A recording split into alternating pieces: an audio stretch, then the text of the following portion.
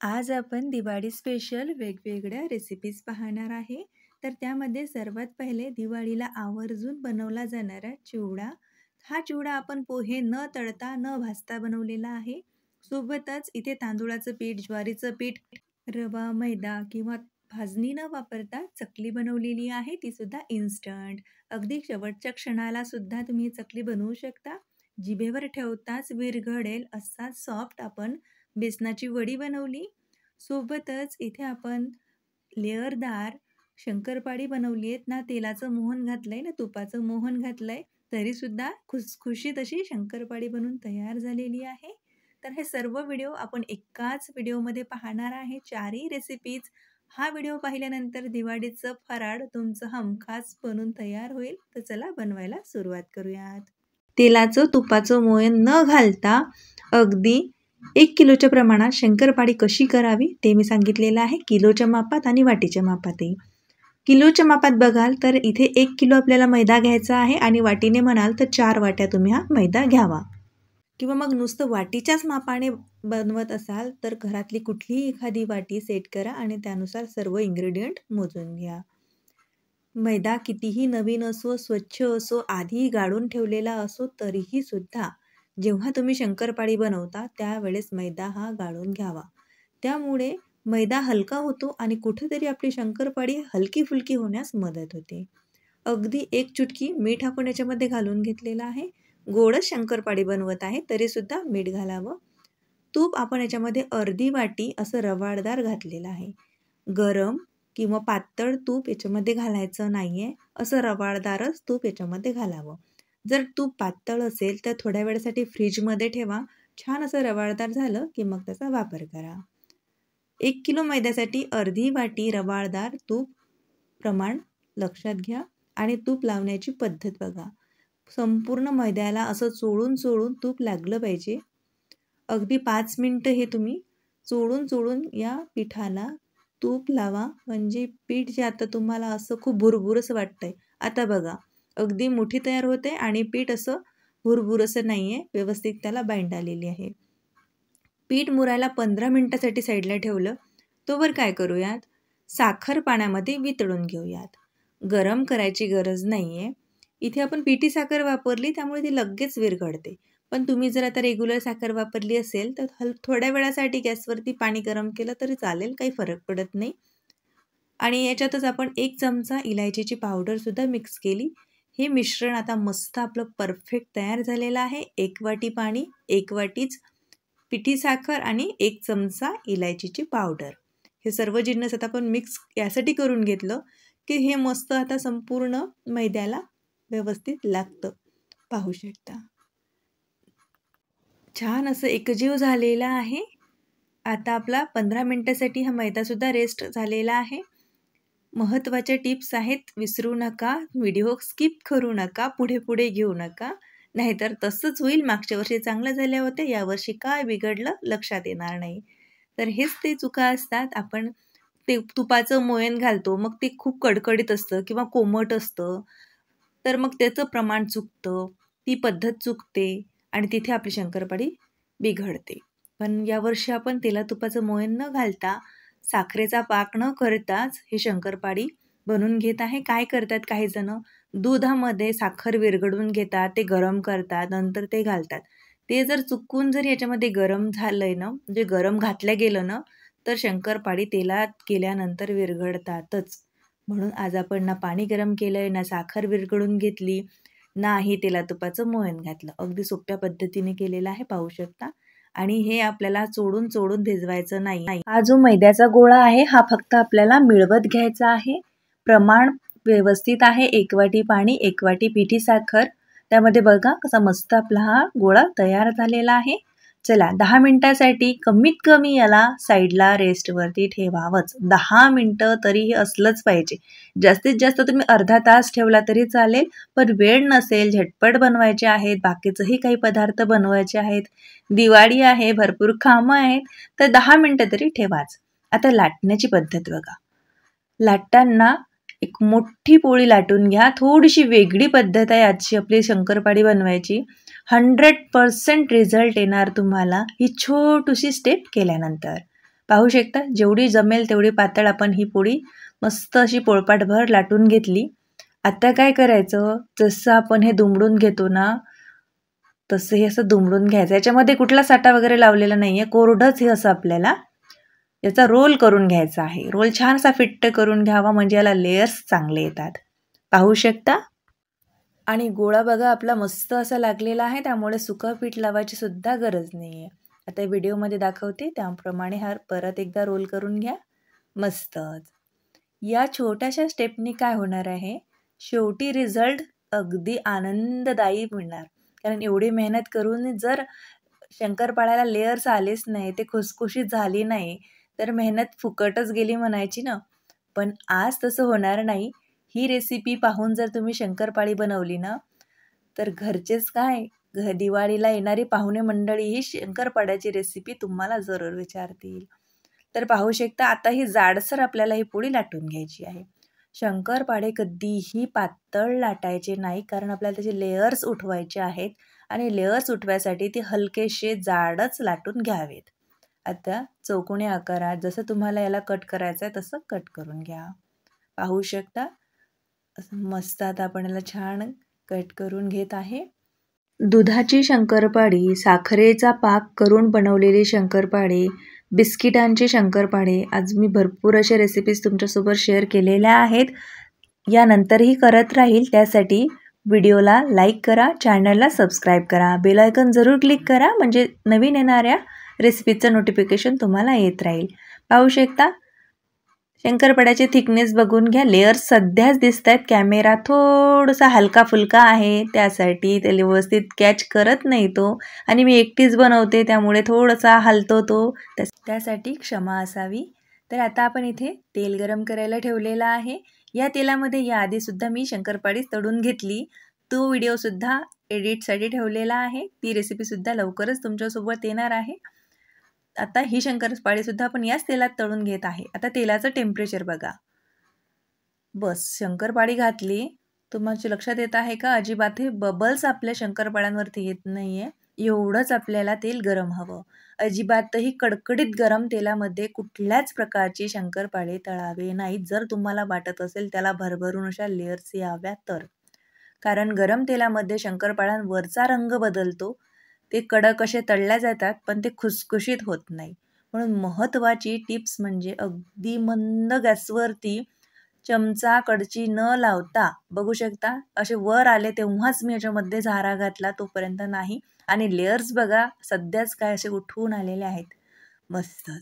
परत आपण एकदा थोड्या वेळासाठी हे तळून घेऊयात. आणि मी तुम्हाला दाखवण्याचा प्रयत्न करत आहे, दिसते नाही का, दिसते बघा. लेयर्स अप्रतिम आलेले आहेत या आपल्या शंकरपाळ्यांना. छोटीशी टिप्स जी आपण वाढवली ना, हलकीशी मेहनत केली आणि रिझल्ट पहा. मस्तच. शंकरपाळी लाटताना जी मी पद्धत तुम्हाला सांगितलेली आहे त्या पद्धतीनुसारच शंकरपाळी तयार करा. 100% काय 1000% शंकरपाळी परफेक्ट लेयरदार आणि खुसखुशीतच बनणार. आणि तुपाचं प्रमाण जे सांगितलेलं आहे तेवढंच याच्यामध्ये घालावं. साखरेचं प्रमाण जर जास्त झालं तर शंकरपाळी तेलामध्ये विरघळतात, आणि तुपाचं प्रमाण जर जास्त झालं तर शंकरपाळी खूप जास्त तेल सोक करतात आणि तेलकट बनतात. आणि तुपाचं प्रमाण जर कमी झालं तर शंकरपाळी ही कडक होते. म्हणून सांगितलेल्या इन्ग्रेडियंटनुसार आणि प्रमाणानुसारच शंकरपाळी बनवा, आणि अशीच मस्त लेयरदार खस्तादार गोड शंकरपाळी बनून तयार. पाहू शकता, वाव, काही बोलायची गरजच नाही. कितीही कॅमेरा हलका असो, कितीही हालो, रिझल्ट तुमच्या समोर आहे. परफेक्ट. आणि बघू शकता 2 बोटाच्या साह्याने आपली शंकरपाळी कुस्करून अशी तुटलेली आहे. लेयर्स इतके छान आलेले आहेत, अगदी जिभेवर ठेवताच विरघळतील अशीच शंकरपाळी बनून तयार झाली. या दिवाळीत नक्की बनवा आणि तुमचे अनुभव माझ्यासोबत जरूर शेअर करा. आपण अगदी खुसखुशीत आणि काटेरी चकल्या बनवल्या आहेत. यासाठी ना आपण गव्हाचं पीठ वापरले, ना तांदूळाचं पीठ, ना इथे आपण भाजणी वापरली, नाही पोहे वापरले, ना तेलाचं मोहन घालायचं आहे, नाही डाळवा किंवा मुगाची डाळ वापरली आहे. तर मग चकल्या बनवल्यात तरी कशाच्या?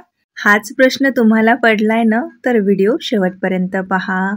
आणि ह्या चकल्या तुम्ही एकदा बनवून 1-2 महिने छान स्टोअरसुद्धा करू शकता. त्यापेक्षाही जास्त चालतात. संपेपर्यंत कुरकुरीत आणि खुसखुशीतच राहतील. बघा मी तोडूनसुद्धा दाखवते म्हणजे तुमच्या लक्षात येईल. मस्तच, तोडायची इच्छा होत नाही कारण खूप छान चकल्या बनल्या आहेत. चकली परफेक्ट कशी झाली ओळखायची साईन म्हणजे चकलीच्या आतमध्ये येणारी ती नळी. त्यावरूनच कळते की चकली किती परफेक्ट झालेली आहे. तर चला सर्वात पहिले चकलीसाठी जो मसाला लागणार आहे तो एकत्र करून घेऊयात. त्यासाठी इथे मी 1.5 चमचा लाल तिखट घेतलाय, 1 चमचा ओवा घेतलाय, 1 चमचा आपण इथे भाजलेल्या जिऱ्याची पूड घेतली, 2 चमचे पांढरे तीळ घेतलेले आहेत, 1 चमचा किंवा 1 ते 1.5 चमचा किंवा चवीनुसार इथे मीठ घ्यावं आणि अर्धा चमचा हिंग घ्यावं. या चकलीमध्ये हिंग जरूर घाला, हिंगाचा खूप मस्त फ्लेवर येतो आणि पांढरे तिळाची क्वांटिटी तुम्ही कमी जास्त नक्कीच करू शकता.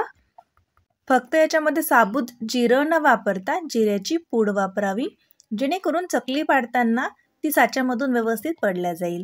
इथे 1 वाटी आपण पाणी गरम करून घेतलंय आणि हे सर्व मसाले याच्यामध्ये आता मिक्स करून घेऊयात. 1 वाटी पाणी आहे बघा, प्रमाण लक्षात घ्या. आता पाण्याला छान अशी उकळी आली की आपण याच्यामध्ये घालतोय 2 वाट्या घ्यायचं आपल्याला इथे ज्वारीचं पीठ. आज आपण चकल्या ज्वारीच्या पिठापासून बनवतोय. 1 वाटी पाणी होतं त्यासाठी 2 वाट्या पीठ घ्यावं बघा. या प्रमाणात तुम्ही जास्त प्रमाणात सुद्धा ह्या चकल्या बनवू शकता. 1-2 असं लक्षात ठेवावं. 1 वाटी पाणी घेतलं, 2 वाट्या पीठ घ्यावं. आता तुम्हाला 4 वाट्या पीठ घ्यायचं असेल तर त्यानुसार पाणी तुम्ही ॲडजस्ट करावं. आता बघू शकता आपण हे मिक्स करून घेत आहे. इथे गॅस मी बंद केलेला आहे. जसं पीठ घातलं तसा गॅस बंद करायचा आणि हे मिळवून घेण्याचा प्रयत्न करायचा. पाहू शकता या पद्धतीने. आता याच्यावरती आपण झाकण ठेवूयात जेणेकरून याला छान अशी वाफ येईल आणि आपलं हे पीठ छान असं शिजल्या जाईल त्या वाफेवरती. 5 ते 10 मिनिटासाठी आपण हे असं झाकण ठेवून साईडला ठेवलं होतं बघा. आता एका परातमध्ये काढून घ्यावं. गरमच आहे या स्टेजला. तरीही आपल्याला हे मळून घ्यायचं आहे. अगदीच थंड करू नका. थंड जर केलं तर मग चकल्या व्यवस्थित बनणार नाहीत. आता आपण हे हाताने छान असं मिळून घेऊयात. या चकल्यांमध्ये आपण तेलाचं मोहन घालणार नाहीये, मग चकल्या खुसखुशीत याव्या म्हणून इथे आपण 2 चमचे तूप घालणार आहे आणि थोडं थोडं गरम पाणी घालून आता हे पीठ आपण मळून घेऊयात.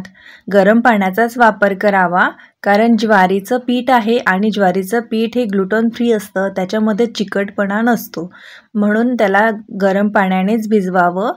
अगदी थोडंसं लागतं बघा गरम पाणी. तूप घालून घेते. 1 ते 2 चमचे तूप घालावं कारण आपण याच्यामध्ये तेलाचं मोहन घातलेलं नाही आहे, म्हणून तूप घालावं. खूप छान असं चव येते बघा या चकल्यांना तुपाची.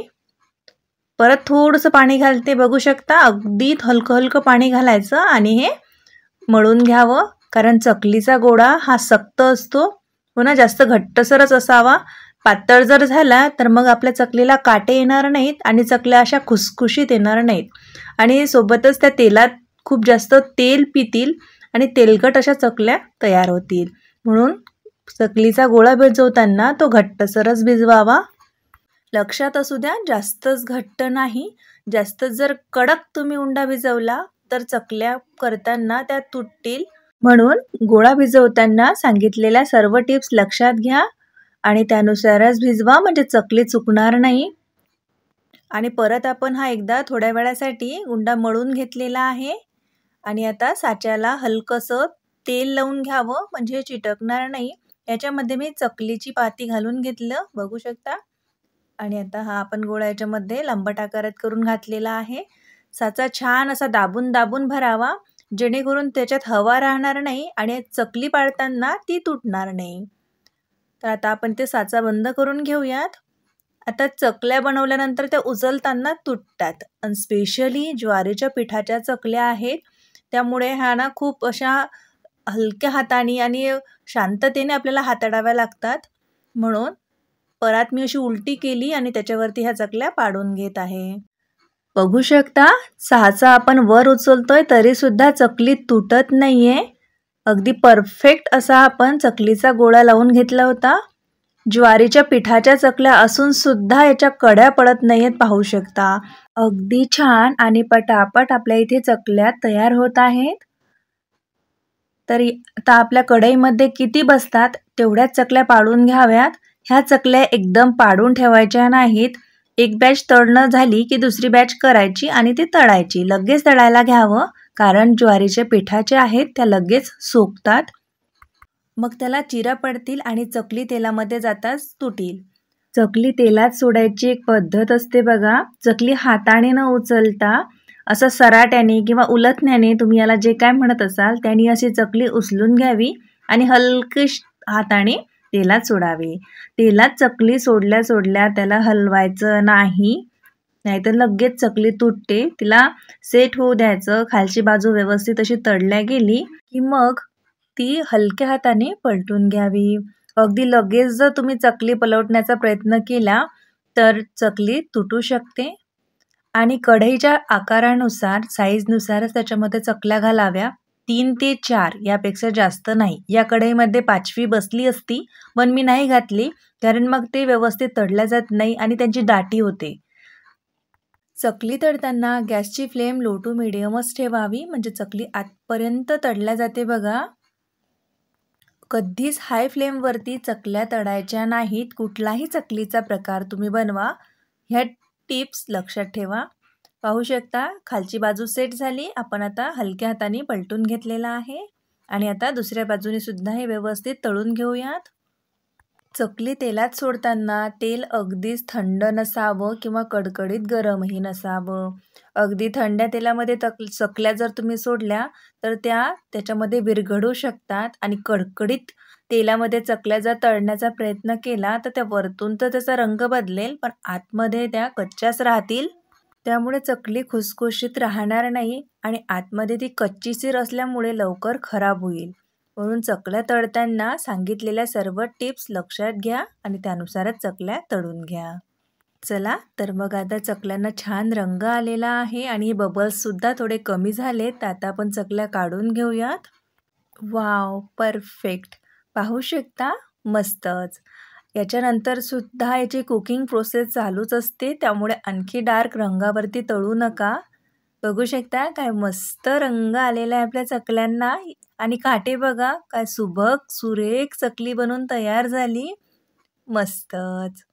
नाही भाजणी बनवली, ना गव्हाचं पीठ वापरलं, ना तांदूळाची पिठी वापरली, नाही इथे आपण डाळवा वापरला, ना पोहे वापरले, ना मुगाची डाळ वापरली.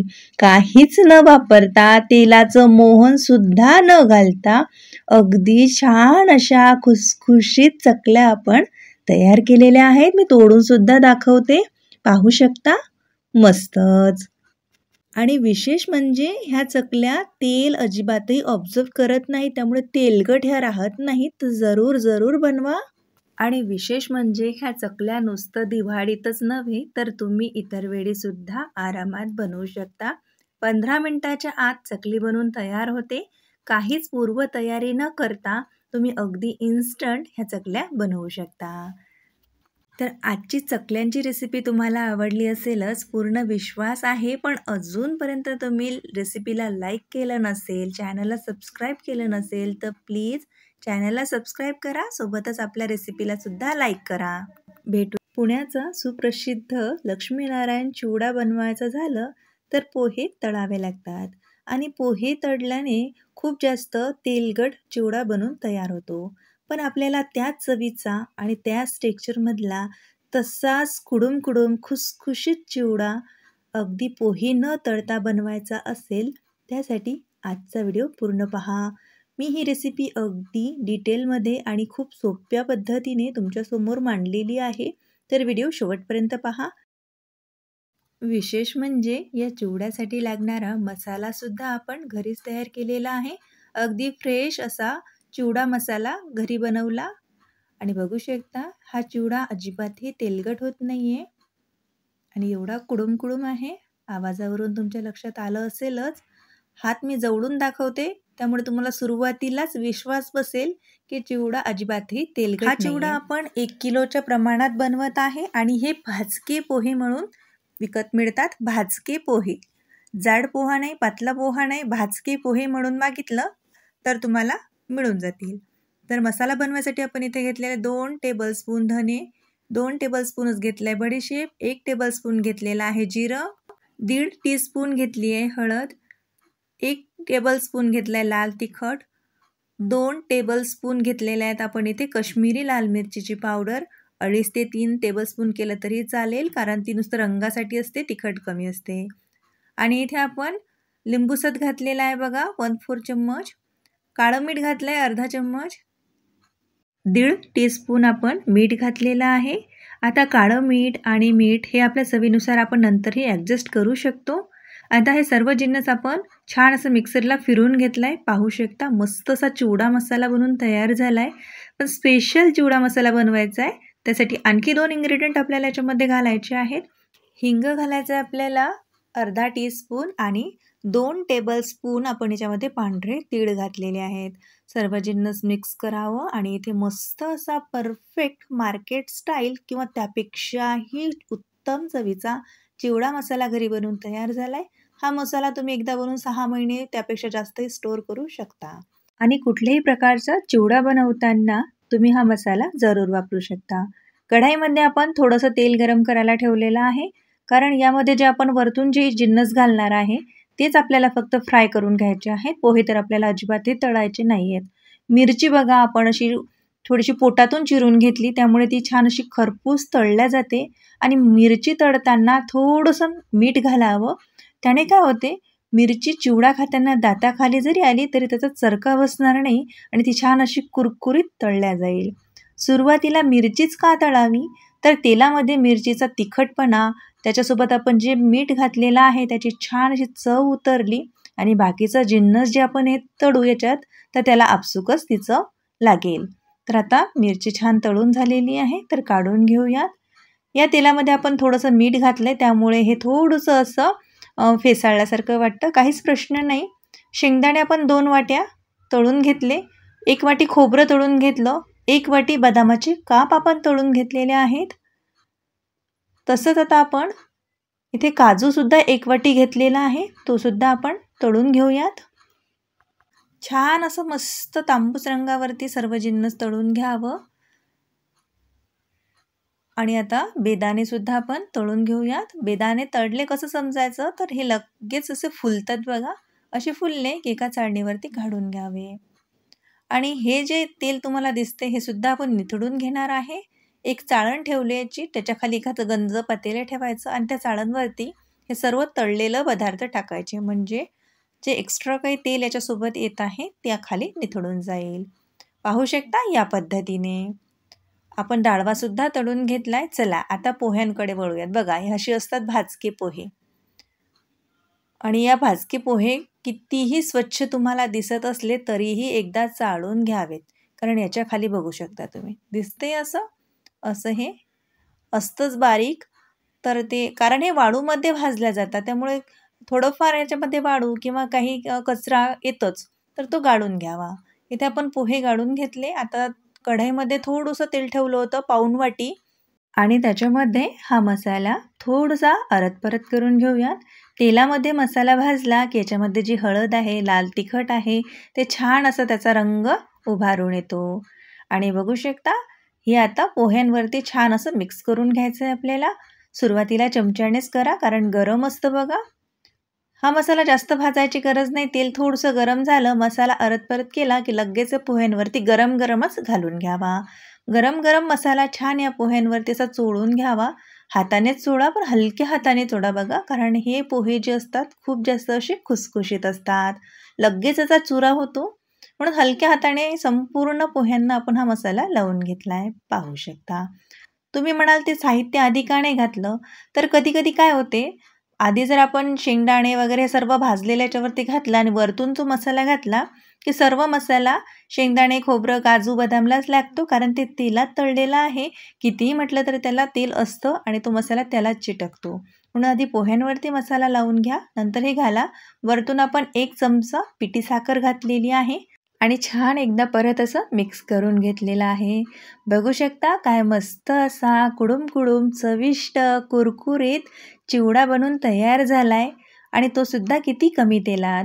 पोहे न तळता घरीच चिवडा मसाला बनवून हा चिवडा तुम्ही या दिवाळीमध्ये जरूर बनवा. दिवाळीच काय, वर्षभरही तुम्ही हा चिवडा बनवून खाऊ शकता, कारण अजिबातही पोहे तळलेले नाही आहेत, त्यामुळे अजिबातही तेलकट हा चिवडा झालेला नाही आहे. पाहू शकता मस्तच. मी जवळून तुम्हाला यासाठी दाखवते हात, की तुमच्या लक्षात येईल की अजिबातही चिवडा तेलकट नाही आहे. खूप छान असा आंबट गोड तिखट चवीचा हा भन्नाट चिवडा बनवून तयार झालेला आहे. तर तुमचे अनुभव माझ्यासोबत जरूर शेअर करा. तुम्हाला आजची रेसिपी कशी वाटली हे कमेंटमध्ये सांगायला विसरू नका. सोबतच हा चिवडा जरूर ट्राय करा. दिवाळी फराळमध्ये आपण चिवडा बघितलाय, शंकरपाळी बघितली, चकली बघितली. आता गोडामध्ये बेसनाची वडी बघूयात. आणि ही वडी अजिबातही तुपाचा वापर न करता आपण बनवलेली आहे. याला काही भागामध्ये सॉफ्ट मैसूर पाकसुद्धा म्हटला जातो आणि हा बनवायला एवढं सोपं असतं की ना इथे आपल्याला साखरेचा पाक करायचा आहे, ना बेसन भाजत बसायचं आहे, नाही याच्यामध्ये कुठल्या प्रकारचं खूप जास्त असं तूप वापरायचं आहे. थेंबभरी तूप न वापरता अगदी जिभेवर ठेवताच विरघळेल अशाच ह्या वड्या बनून तयार होतात.